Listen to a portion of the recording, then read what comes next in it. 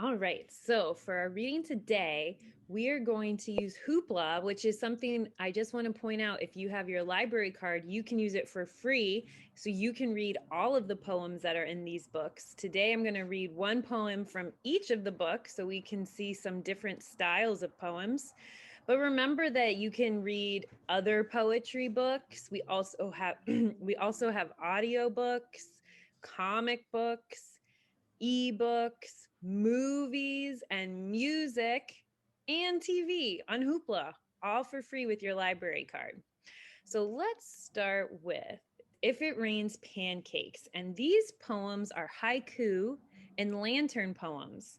Does anyone know what a haiku poem is? If you do, you can type it in the chat. It looks like some people know. So, our first poem is April. And I thought we would read it because this month is April and it's our first Fun Fridays of April. April. Yellow tulips rise as if they're awakening from winter's slumber. Does anyone have yellow tulips in their neighborhood? You can type it in the chat. I know in my neighborhood, I see a lot of yellow tulips. So I liked this poem a lot because it reminded me of my real life.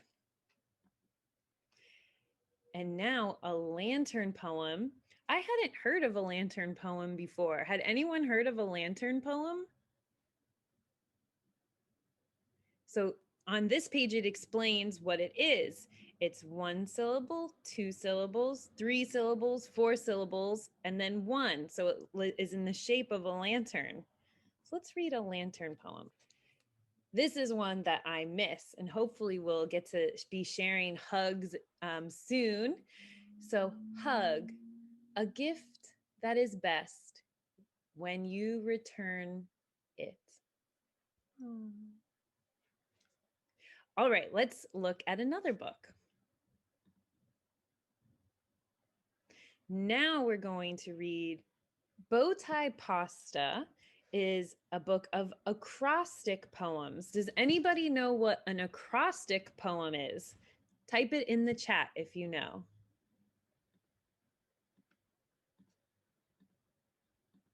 And here's a hint if you forget. Here we see an acrostic poem. So you can still type if you want to tell us what is an acrostic poem. So this poem is called Acrostic. All kinds of poems are cool, but this type is really interesting because if you look over at the letters going straight down the left side of the page, the first initials spell out a word or may even contain a message. So here we see acrostic. And this poem answered our question what an acrostic poem is. Let's read another one. I like this poem, Rainy Day. Reading in a cozy nook, asking for another book. I make cookies by the sheet. Next, they cool. I dunk, then eat. Yo-yo, board games, watch the rain. Draw a face inside each pane. So I think they mean in the window pane if it's foggy and you can write things. Afterward, I make s'mores. Yes, I love the great indoors. Although in this picture, they have a fire in a pot, which I do not recommend doing. I think that might be a little dangerous. So you should make s'mores outside with an adult.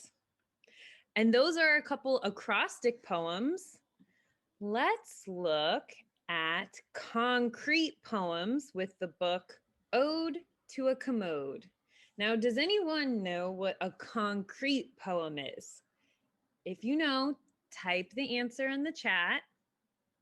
And while we're looking for some answers, let's look at some poems to give us a hint. So we'll start with Ode to a Commode. Does anyone know what a commode is? We saw a hint on the cover. It's a toilet, right? I think some people know it's a toilet. So a concrete poem kind of makes a picture with the words. So what do you think is happening in this? Because the words are swirling around and they look like water. And we know the poem is about a toilet. This poem is about flushing a toilet. So let's read it. Flush goes the sound of, I'll try to show you how to read it. So flush goes the sound of the toilet. The water with everything in it vanishes in a swirl and a whoosh, and the bowl fills back up in a minute. The end. That one was kind of hard because if you were holding the book, you could turn it around. So this one we had to read upside down. Let's see if we can find an easier one. Now let's read A Twisted Tale. Now remember, the concrete poems make a picture with the words. So what is this poem about? Type it in the chat.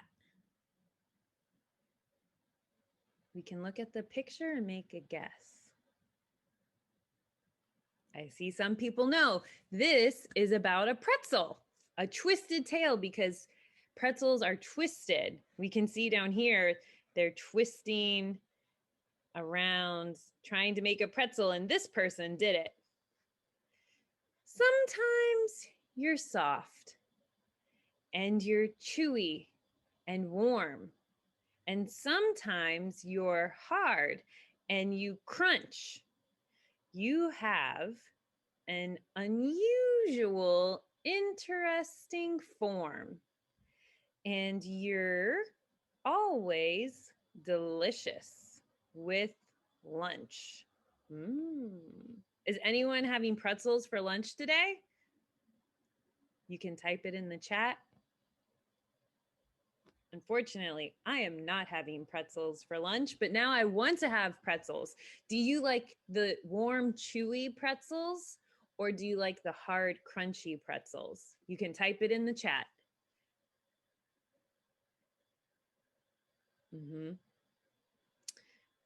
I personally love the warm, chewy pretzels, and you can dip them in mustard or different sauces. But you know, sometimes a hard, crunchy, salty pretzel is really good too. All right, let's go back, and now we can read Something Sure Smells Around Here. And these are limericks. Does anyone know what a limerick is? Type it in the chat if you know. I have to say, I love all these poems. They're very silly, and they're getting me ready and excited to meet Kenn Nesbitt next. All right. So here it tells us that a limerick is 5-lined rhyming poems that are funny, silly, or clever. They say sly, but clever is another word. So let's read a limerick. We'll go with the first one. There once was a student named Sonny who bought books of jokes with his money. He ate one at lunchtime, then gave us his punchline. That tasted a little bit funny. So I love limericks because they're really silly. So that one, he ate a joke book, and jokes are funny, so he said it tasted funny. Oh, I like this one too. One evening, a boy named Carmelo dreamed he ate an enormous marshmallow. He woke up at dawn and his pillow was gone. When he screamed, he saw feathers, poor fellow. So what happened? You can type in the chat box if you have a guess. Why was he screaming and feathers came out of his mouth? Because he dreamed he was eating a marshmallow, but he ate his pillow with feathers inside. So those are pretty silly. Okay, now we're going to read Underneath My Bed. And we can see underneath my bed is filled with list poems. So, what is a list poem? You can type in the chat. This one might be easy to guess.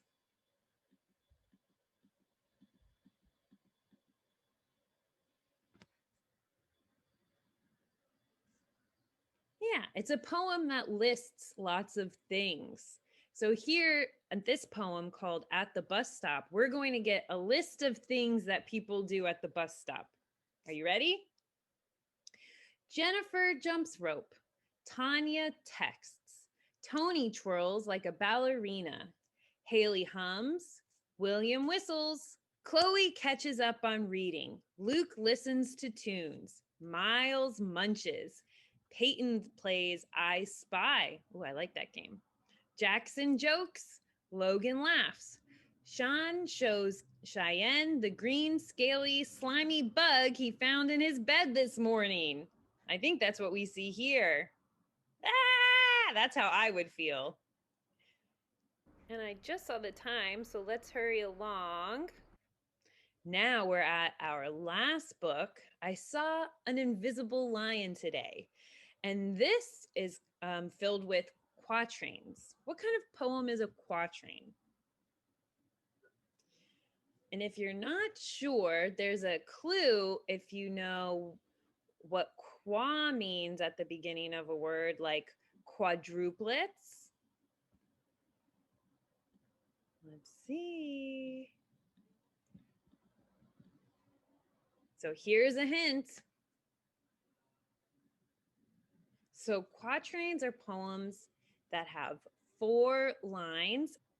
And this points out that it can be one group of 4 lines or many groups of 4 lines. And they usually have specific rhyming schemes.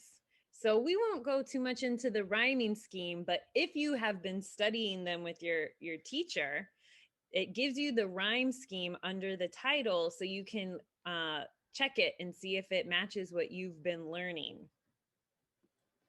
Okay, let's read it now. I saw an invisible lion today. I saw an invisible lion today and 14 invisible leopards and 30 invisible sheep being led by 7 invisible shepherds. I saw an invisible baby giraffe who ate from invisible trees. I watched as he shook an invisible nest that was filled with invisible bees. I saw an invisible penguin who skated upon an invisible rink, along with a group of invisible skunks who made an invisible steak. I saw an invisible clown who is juggling 3 highly invisible balls, and he jumped back and forth on invisible horses running out of invisible stalls. I saw an invisible witch as she cackled atop her invisible broom. It's pretty amazing the things that I saw without ever leaving my room. So do you think that the narrator of the poem really saw all of those things? You can type it in the chat. I don't think so either. I think that they have a good imagination. So that's why I like this poem. And then another poem that I like is My Father's Mustache. Does anyone here have a father that has a mustache? My dad used to have a mustache, and my brother has one now. So I like the idea of a mustache. So let's read this one. My father's mustache is the largest in town. It's bigger than all of the others. It grows along the width of his face and continues right on to his brothers. So he's sharing his mustache, which I guess is nice. All right, so those are all from the Poetry Adventure series that you can get for free on Hoopla. And partly to introduce our next guest, I want to show you some books that you can read if you enjoy the poems. We're about to celebrate National Poetry Month with Kenn Nesbitt, who is the former Children's Poet Laureate of the United States. And these are some of the books that we have that are his poems. So we have My Hippo Has the Hiccups, More Bears, and The Tidy Whitey Spider. So those are 3 books we have by Kenn Nesbitt, who's going to be coming up soon. I'm so excited to celebrate National Poetry Month with him. So I'm going to stop sharing my screen now and get ready for Kenn Nesbitt. Hello. Hey, Hello. and Bigfoot is Missing is also my book. Oh, it is? Okay. Well, so I co-authored that book with Pat Lewis, who was the previous U.S. Children's Poet Laureate. So that book was written by 2 U.S. Children's Poet Double Fancy whammy. Pantses. Yes. And I just want to highlight, those are just what's available on Hoopla. We have more available in person or through the libraries. So we hope that after hanging out with Kenn Nesbitt for the next 45 minutes, everyone's excited to read more poems by you. Yay! Can't wait. This is so fun. Hey, I see we've got hundreds of people here. This is amazing. Wow. Yes. And some people are sharing screens, so we might have up to 1,000 people with us. My goodness, that is fantastic. Well, I am ready to start, but if you wanted to do anything like an introduction or, whatever before we start, that's okay with me too. Well, what's there to say except we have a very exciting program, and Kenn is famous around the world for his great poetry, fun and silly and exciting. And as we mentioned, he was the former U.S. Children's Poet Laureate, which is, kind of a big deal, means you're doing a good job with your poetry. So we're so excited to learn with you. I think everyone should have paper and pencil so that we can practice with you and take it away. I'm ready. Oh, I wasn't actually planning to do any writing today. We're just going to have some fun. Never mind. But you know what? Oh, one more thing I wanted to mention before we start is that all those books that you were sharing were written by a friend of mine. Brian P. Cleary is the author of all of those books. His reading is Poetry is Adventure. Fun. Poetry Adventure series. Yeah. And they are fantastic books. They really are. So they were very silly. I thought it would be nice. I didn't want to read your poems because I wasn't sure what you'd be sharing with us. So I didn't want to cover anything, but I thought those would be a good way to get us primed and ready for National Poetry Month. Okay, well, that's enough just jibber jabber. Let's get started, shall we? Hello, everybody. Good afternoon or good morning or whatever. Oh, it's still morning, isn't it? Yeah. Good morning.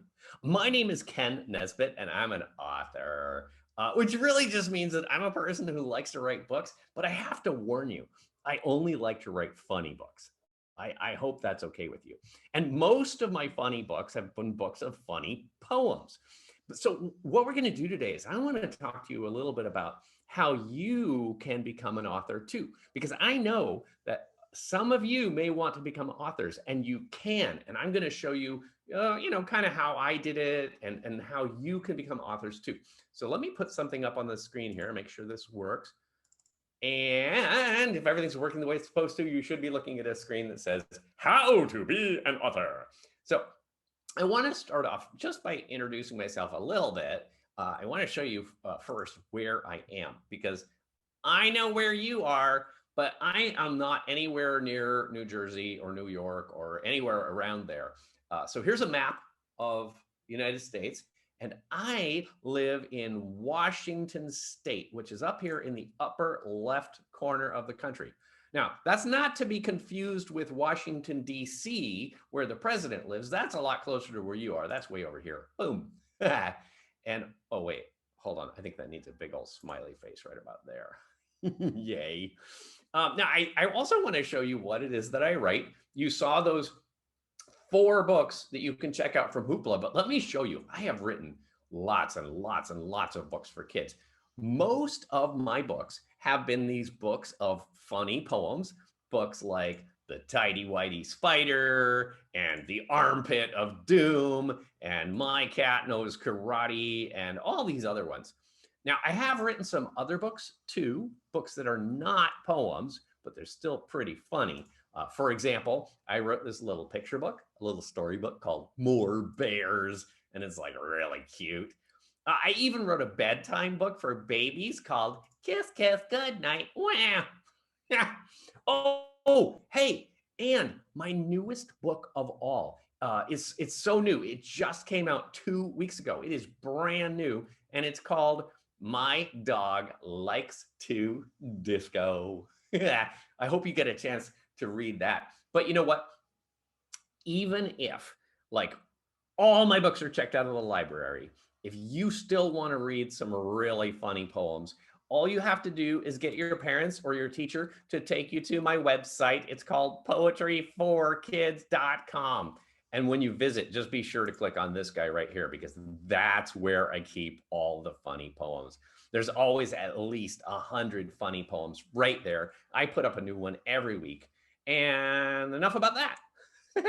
I want to talk to you a little bit today about how you can be an author. Now, this is going to sound really, really obvious, but if you want to be an author, the only thing you have to do is write.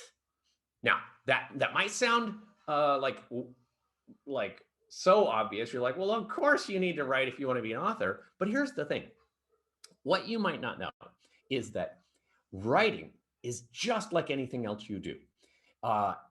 Everything is hard when you don't know how to do it, right? Like the first time you ever try to ride a bicycle, you probably fall over or crash into a parked car. You know, the first time you try to ride a skateboard, it seems a little hard, but with a little bit of practice, every time you do it, you get better at it and it gets easier. So if you write a lot, you get a little bit better and a little bit better and a little bit better, and eventually you're a lot better. And oops, clear that. Okay.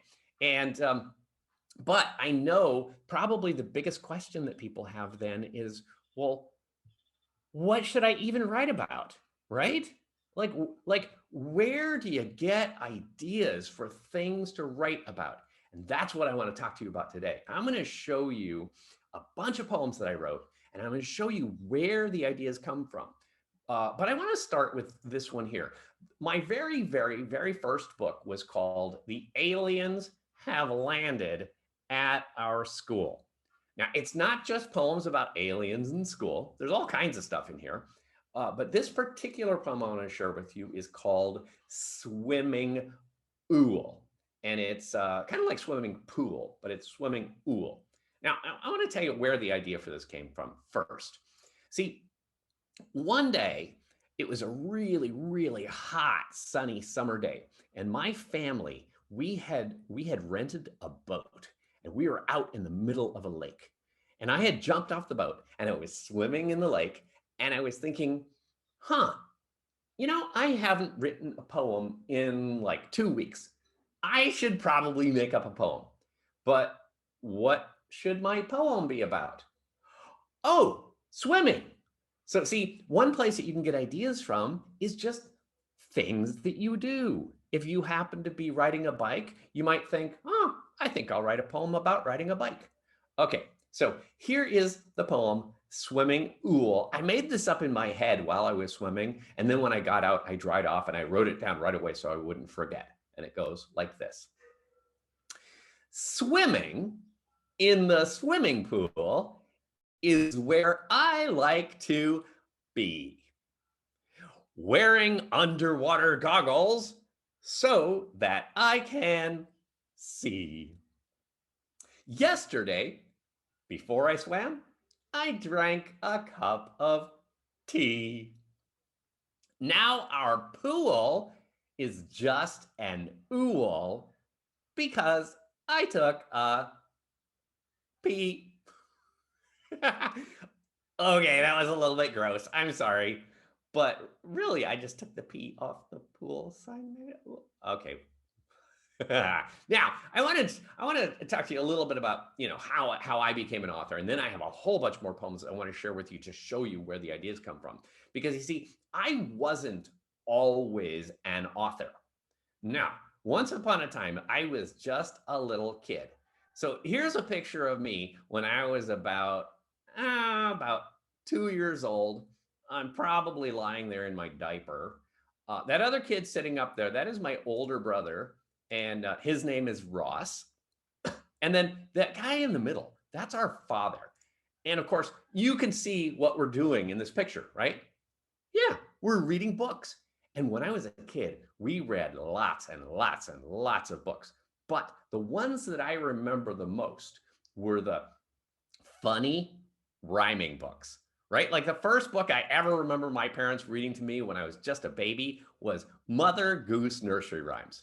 And if you've ever read Mother Goose or heard Mother Goose, you know that these are like these weird, short, funny, rhyming stories that don't make a whole lot of sense. But I loved listening to those when I was a baby. And when I got old enough that I could read books on my own, I started reading Dr. Seuss, like The Cat in the Hat and Green Eggs and Ham. Hey, and my favorite Dr. Seuss book of all time is one that you might never have even heard of because like they didn't make a movie out of it or anything. My favorite Dr. Seuss book was called I Had Trouble in Getting to Sala Saloo. Yeah, if you ever come across a copy of that book, I highly recommend you read it. It is really, really weird. I love it. I must have read that book like 100 times when I was a kid. Now, something else that we used to do besides just read books was we used to go on a lot of road trips, car. So here's another picture. Okay, so that's me right down there at the bottom. That is my older brother Ross in that really weird looking coat. Right behind him is my grandma and my little brother Danny and my mom and my dad. And there's the car. Now, the reason I'm showing you a picture of our car is because when I was a kid, man, we used to go everywhere in this car.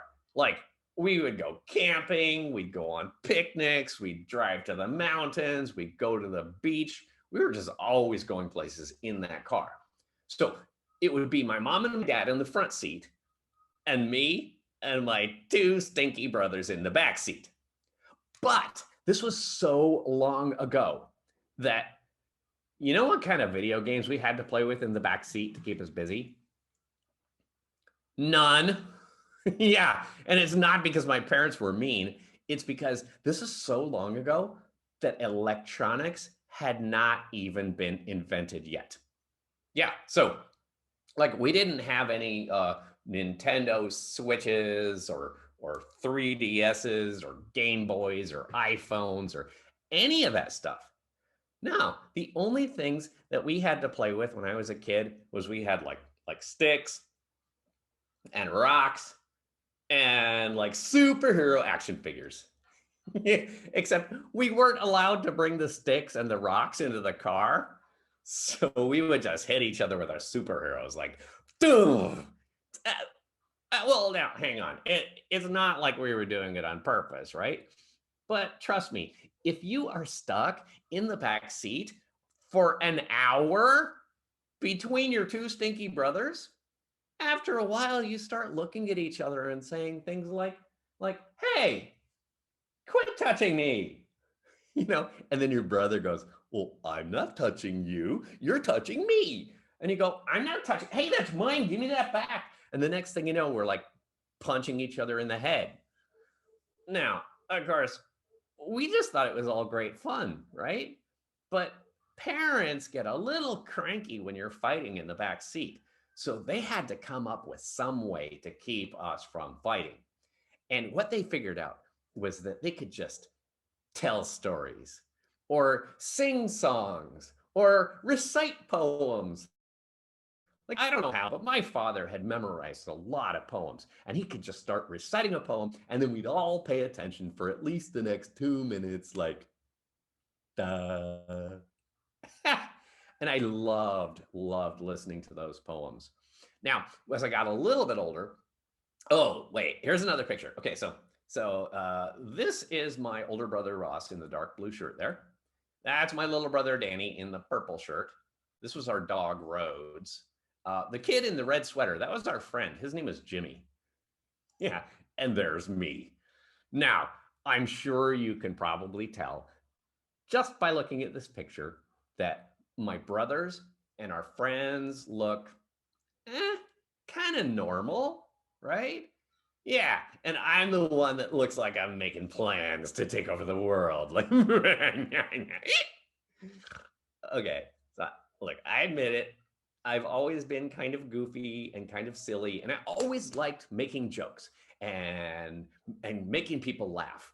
And when I grew up, I figured out that I could just put these two things that I liked together, write poems and making people laugh. And now this is what I get to do for a living is I just make up funny poems and I share them with kids in my books and on the internet and in schools and online and libraries. And in fact, I got a whole bunch more poems I want to share with you today.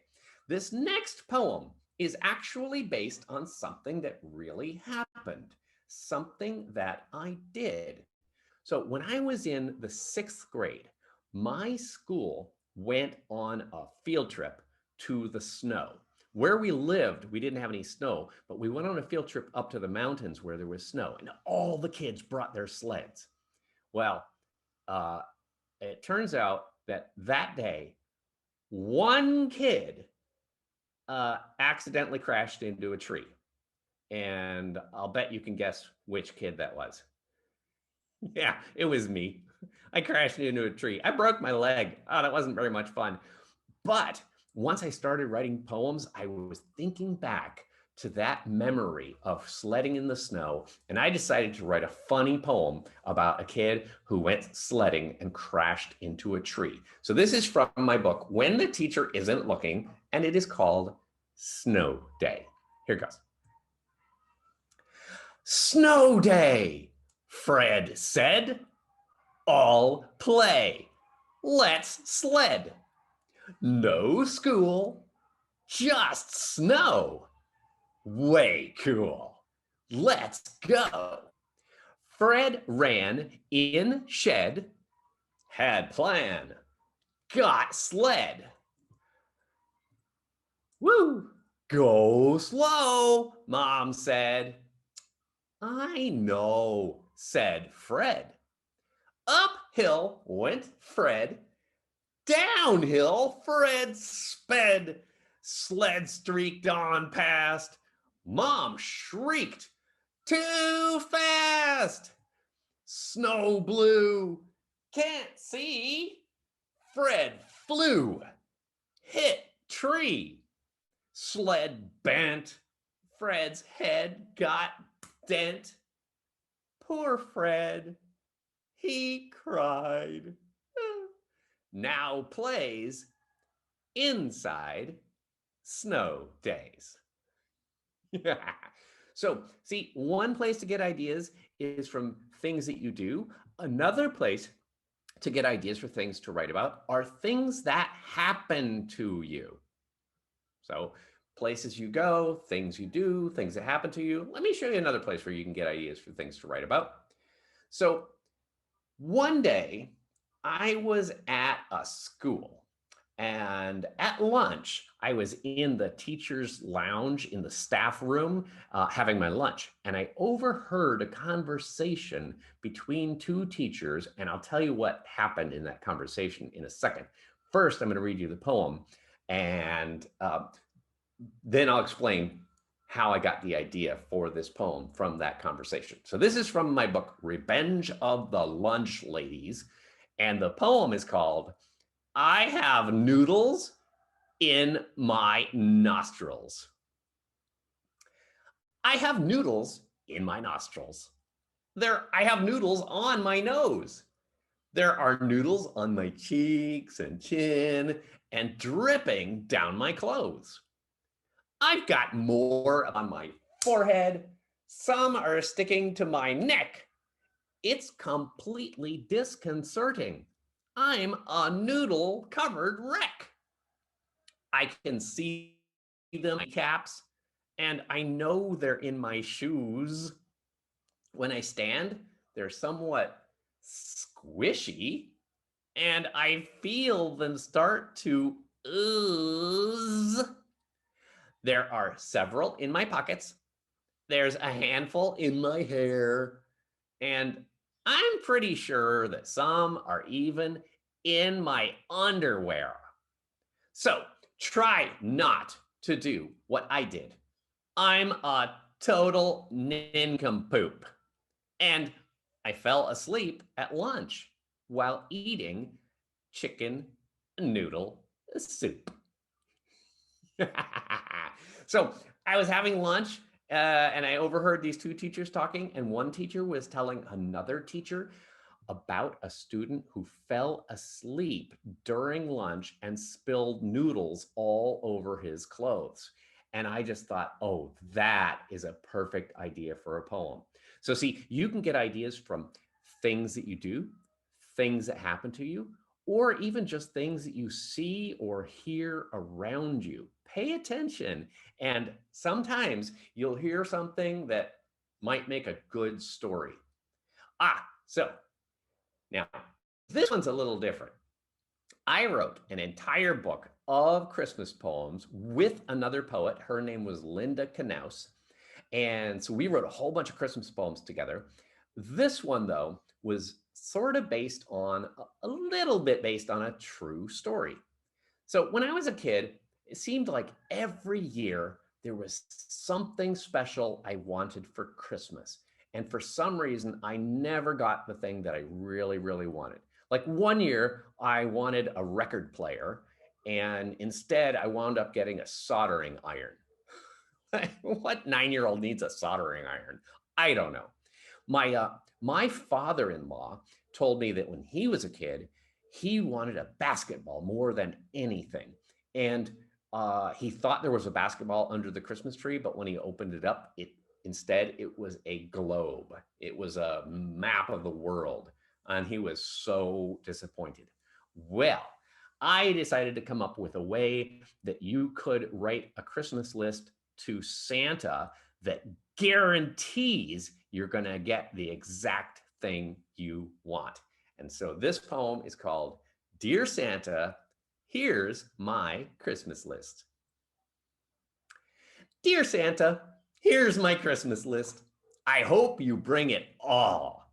I've only asked for gifts my parents can't find at the mall. I'd like to have a UFO with aliens inside, and maybe a Tyrannosaurus Rex that I could ride. A 99-foot robot is a present I could use. I'll also need a time machine and rocket-powered shoes. Please bring a gentle genie who will grant my every wish. And don't forget, a wizard's wand. And yes, a talking fish. Of course, I'll need a unicorn. And won't you please provide a dragon and a castle in the English countryside? Of course, the weight of all these things might cause your sleigh to crash. If that's the case, dear Santa, please feel free to just bring cash. Do you ever just want money for Christmas? You could write a poem just like this, but instead of, if the thing that you really want for Christmas is a new video game or an iPad or something like that, then you could write that at the end of the poem and come up with a different rhyme than what I did. So let me show you another place to get ideas. I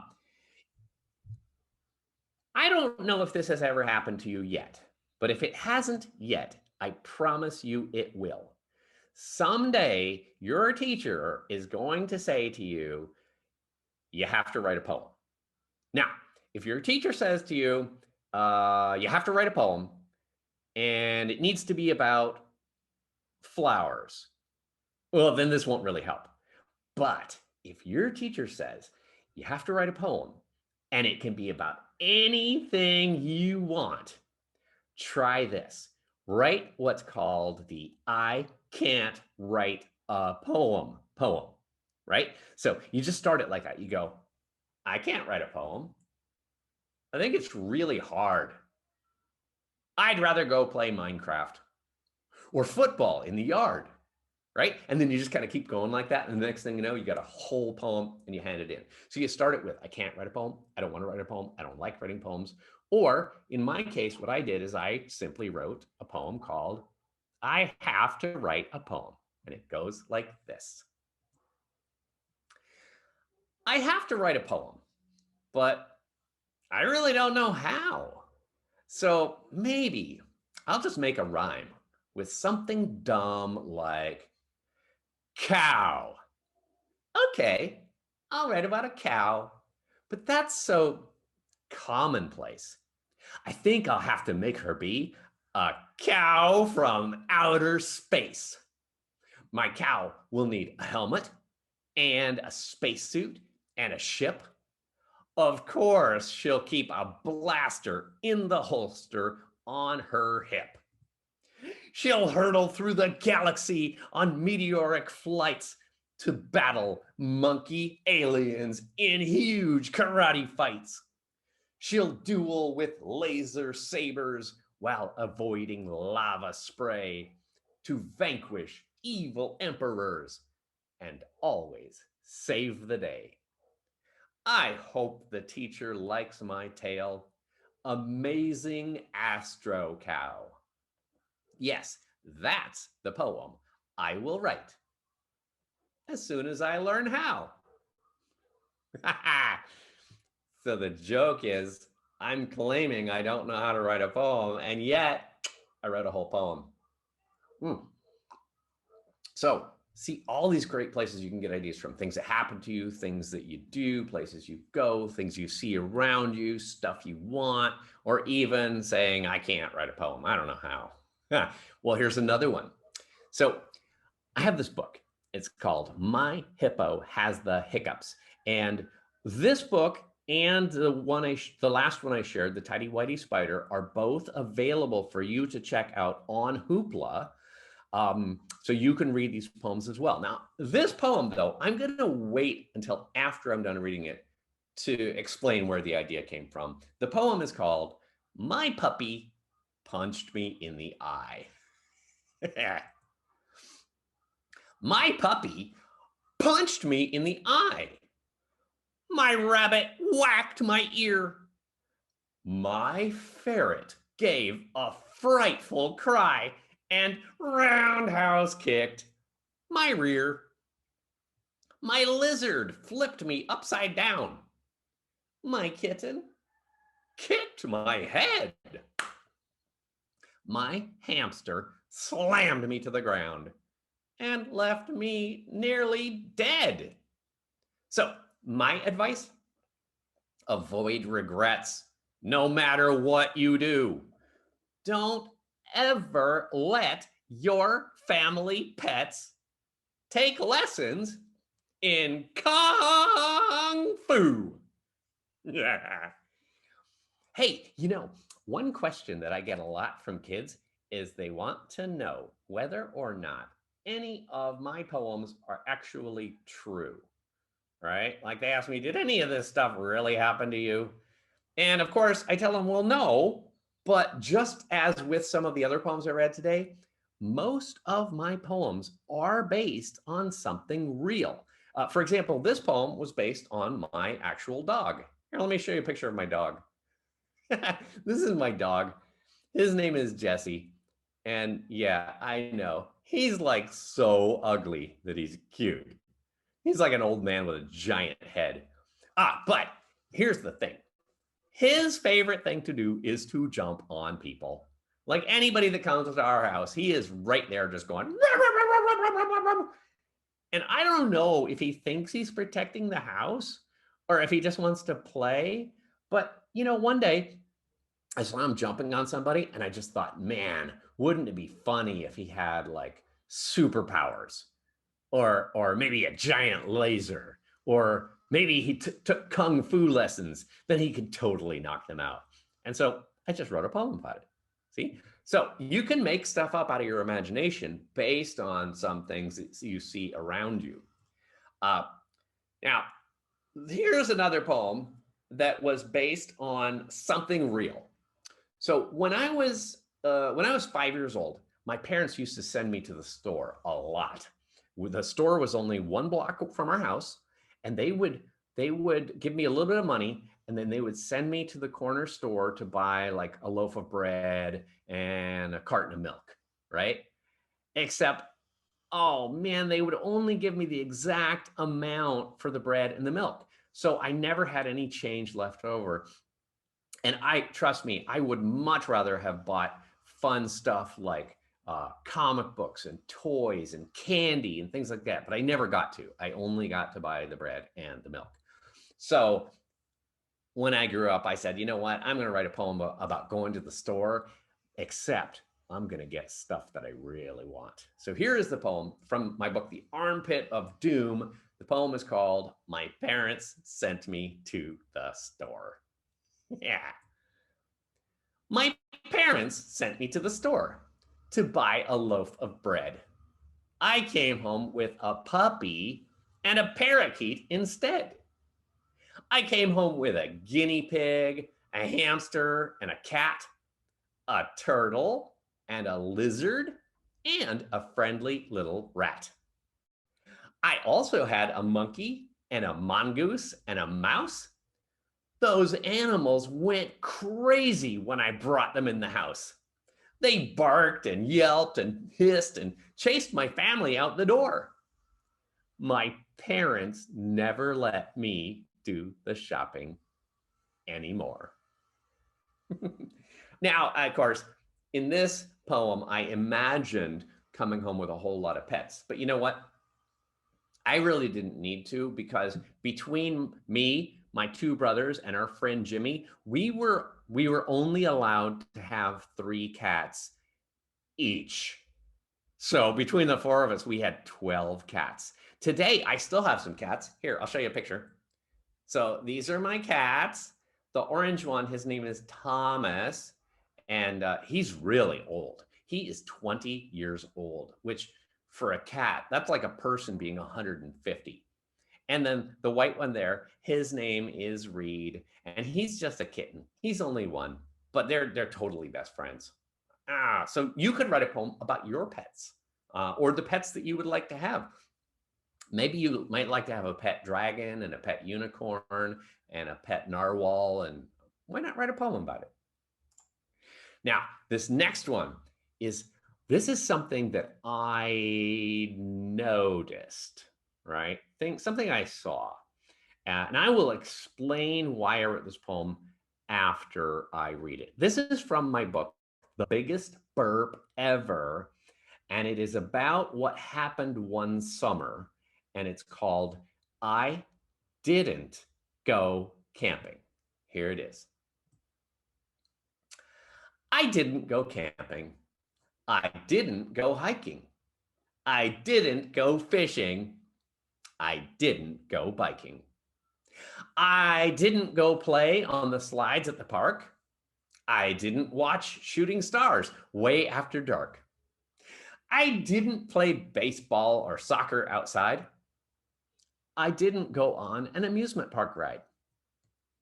I didn't throw frisbees. I didn't fly kites or have any travels or see any sights.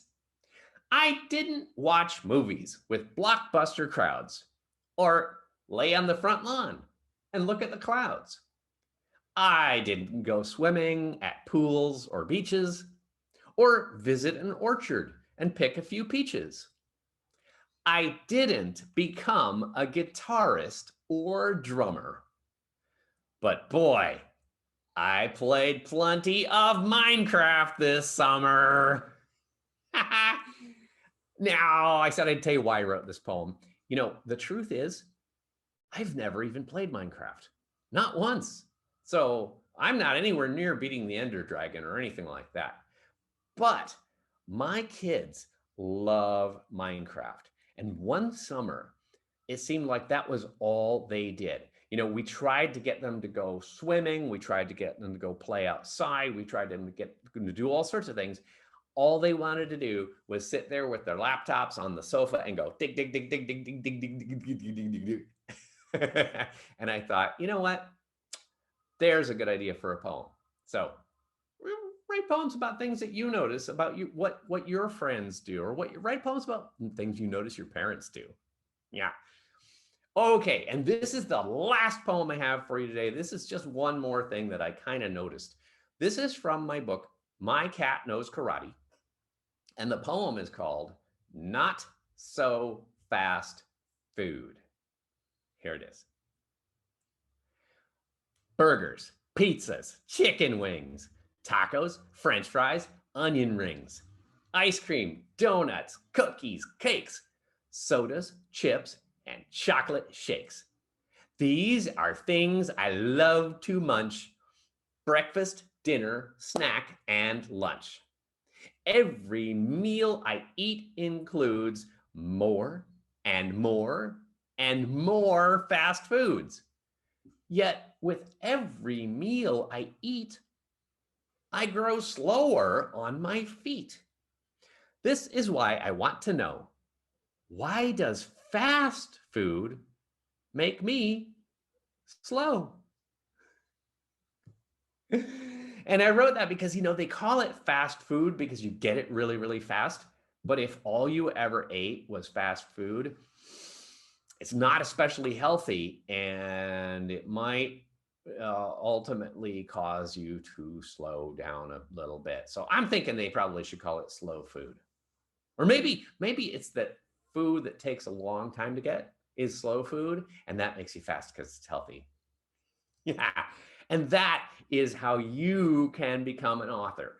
Write about things you see around you, stuff that happens to you, places you go, things you want, things you like, things you don't like, or even things entirely out of your imagination. And if you just write and write and write, you can become an author yourself. Oh my gosh, look at the time. Well, we have about 10 minutes left, which is enough time that if anyone here has anything they're wondering about, if there's anything you want to know about poems, books, writing, authors, me, why don't we use the Q&A box? And let me see, if you have something you want to know, go ahead and type it in the Q&A box. Don't just type in stuff you want to tell me. Usually questions are things you're wondering about, and they usually start with good question words like how, where, when, why, who, what, taco, octopus, Thursday, banana. Oh, wait, sorry, not those last ones, just the first ones. So let's see here. I'm gonna scroll down and see if, because I know a bunch of kids were typing in the Q&A box earlier, but they weren't typing questions. Oh, wait, someone just asked a question that I accidentally deleted. So I will tell you, I will answer it. The question was one from Lauren. Oh, sorry, you already saw it? I think so. It was something like, what inspired me to write poems? Ooh. Yeah. Oh, who? Oh, I'm glad you read it because I was going delete, delete, delete. I missed it. The very first poem that I ever wrote, here, I'll actually show it to you, okay? So here's my website, poetryforkids.com. And if you just want to read poems, just click right here where it says funny poems. But if you want to read my first poem, I'll scroll down to the bottom where it says biography. That's where you can learn about me. And just click on that superhero looking dude and you'll see it says about Kenn Nesbitt. Well, down here, you'll see where it says, my first children's poem, Scrawny Tawny Skinner, was written in 1994. And if you click on that, you can read my first poem, Scrawny Tawny Skinner, along with an explanation of how this poem was inspired by Shel Silverstein's poem, Sarah Cynthia Sylvia Stout Would Not Take the Garbage Out. So my first poem was inspired by Shel Silverstein. Okay, here we go. Next question. Do I like video games? I do, but I'm very, very specific on the kind of video games that I like. I especially like The Legend of Zelda. So I have played almost all the Legend of Zelda games except for Breath of the Wild. The last Zelda game that I played on my Switch here was the Link's Awakening. So yeah, good stuff. And you can write poems about video games. I have written poems about Minecraft. I've written poems about assorted video games. I've written poems about Pokemon Go and so on and so forth. Okay, next question. How many books did I make? You know, I'm glad you asked that. The truth is, I didn't actually know because I'd written so many books. I forgot. I didn't keep count. But I had a new book come out 2 weeks ago, and so I thought I should probably go back and count and see how many books I wrote so far. And it turns out I've written 24 books. My newest one is My Dog Likes to Disco, but I'm going to be working on another one very, very soon here. Someone wants to know, when is my birthday? My birthday is on the 33rd of January, which is right before October. Yeah. No, I'm just making that up. My birthday is actually in February. My birthday's on the 20th of February. In fact, so I just had a birthday 2 months ago, and yeah, and I turned extra old. I was just regular old before. Now I'm extra old. Let's see. Can kids become authors? Of course. Absolutely. That's why I'm here today, to tell you that you can become authors. You don't have to wait until you're, I don't know, like 30 or 40 or 11 or anything like that. I know of best-selling authors who were 8 years old, 9 years old, 12 years old, 15 years old. Yeah. So here, I'll give you two examples. There was a boy named Alec Greven who, when he was 9 years old in the 4th grade, he noticed that at his school, some of the boys had like crushes on some of the girls, but they didn't even know how to say hi. They were like, and so he decided to write a book. He called it How to Talk to Girls. And it was such a huge bestseller that he went on like Good Morning America and Ellen DeGeneres, and he sold so many books that he was making more money than his parents. And then he wrote a sequel called How to Talk to Moms.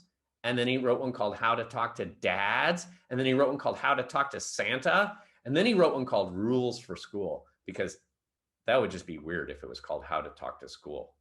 But yeah, 9 years old. See, you don't have to wait. Do it now. Let's see. Do we have to make a poem about animals? No, you can make poems about anything. You can make poems about imaginary things. You can make poems about food, sports, games, school, crashing and screaming and explosions, whatever your favorite stuff is, write about that. How did I make poems? It was a combination of my brain and a pencil. You should try it. It's really fun, right? You just get a piece of paper and a pencil and ask yourself, what's the weirdest thing I can think of today? And, even if it's like pirates wearing little pink tutus and dancing in the ballet, write a poem. I'm a pirate ballerina on a pirate sailing ship. Yeah, just whatever, anything. It's okay. Ooh, why do poems have so much rhymes? I can answer that. Here's the thing. You probably know that poems don't have to rhyme, right? They don't. But what rhyming does is rhyming makes poems feel happier, lighter, sillier, So if you're going to write a funny poem, it usually works best if you also make it a rhyming poem.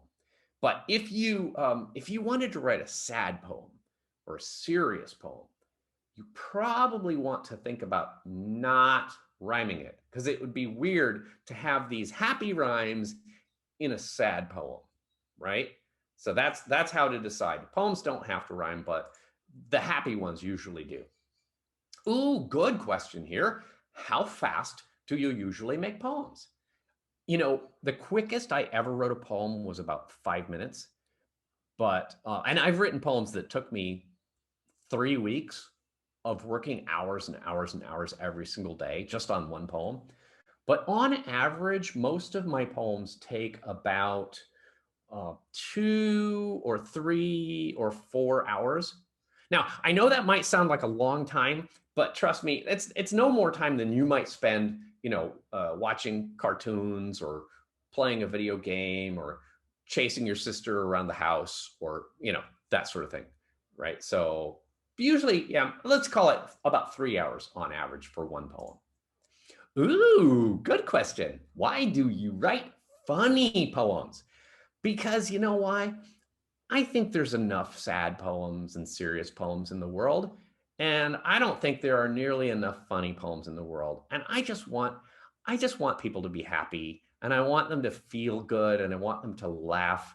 And I found out that I'm kind of pretty good at making jokes and making up my own jokes. And so that's why I write funny poems, just to make more people laugh. Let's see. I answered that one. Oh, wow. There's questions coming up. Hey, this isn't working right. Are there really 163 questions in here? I'm trying to delete the ones that you already answered. Oh, that's what's happening. Okay, yeah. I get it. Okay, why do people write books nowadays? I don't know. I can only tell you why I write books. I write books because it's fun. And I think that's, actually, I think that's the answer. I think the reason that most people write books nowadays is because they like writing. And I got to tell you, when I was a kid, I didn't like writing. I thought writing was the hardest thing on the planet. But once I wrote a poem that was fun to do, I was just like, maybe writing isn't so bad after all. And then I wrote more and more and more, and it got easy and it got really fun. And so the only reason I write books, or the main reason I write books, is because I liked, oh my gosh, are we really out of time? Oh shoot, I was just looking at the clock. And I was like, I think we're out of time. Oh my, yeah. I didn't realize either. It's 11:02. Oh, we ran over. Yeah. Well, okay, so I want to apologize if I didn't get to answer your specific question. Oh, can I answer? There was one last question though that I want to answer. Somebody just asked the question, how do you come up with all those rhymes? And I want to show you how you come up with all the rhymes, okay? It's really easy. If you need to come up with some words that rhyme, all you have to do is visit poetryforkids.com, okay? And when you visit, if you look just down on the side here, you'll see it says Rhyming Dictionary for Kids. Now, what that means is you can type any word right there. So if you type cat and press enter, you'll get a list of all the words that rhyme with cat, like at, bat, brat, chat, fat, flat, and so forth. See? And if you typed in dog, I'll type in dog, then you would get words that rhyme with dog, like bog, clog, cog, flog, fog, frog, hog, etc. So that's where you can get your own rhymes. All right, I'll take that back off the screen. And we're out of time. Yes, thank you so much. I see lots of people typing. We had so much fun. You're so funny. Thank you. So thank you so much for sharing some time with us. My pleasure. Thank you for inviting me. And I hope you guys keep on reading, especially poetry, and I hope you have fun with it. I think that we definitely had fun today. So yes, I hope we continue. And I put the website in the chat a couple of times. So hopefully people visit it and make some rhymes of their own. I'm saying I love your books. So thank you so much. Jennifer, would you like to say anything? Oh, thank you very much for joining us today. The students really enjoyed it, and they seem to think you're really, really, really, really funny is what I keep getting. And they like your pet. They love your pet. Nice. Especially, Yeah, a lot of things about your pet. yeah. I like someone said, I'm scared, but it's cute. Oh, hey, speaking of which, can I show you one more thing before I go? Sure. Right. I have to, let me take my headphones off. I got to step away for just 1 second. I'll be Yeah, right they want back. us to see the dog. Yes. But if you have class, you can feel free to go. But if you have some time. I hope he's going to get one of his pets. Okay, I'm back. Never mind. I can't show you after all. I thought he was right there. I have a new kitten. His name is Peanut, and he's only 2 months old, so he's absolutely adorable. And I thought he was asleep right over here, but no, he's not there, so I can't show you. Sorry. I tried. Oh, well, we appreciate you trying. And someone All right. said, I like you. Aw. Hey, well, thank you very much, everybody. You guys have a wonderful rest of the day and enjoy your weekend, and I hope to see you again sometime. Yes, thank you so much. Thank you so much. right. And everyone have fun for National Poetry Month. Yes, we'll see you next Friday. Goodbye, Bye. everybody. Thank you.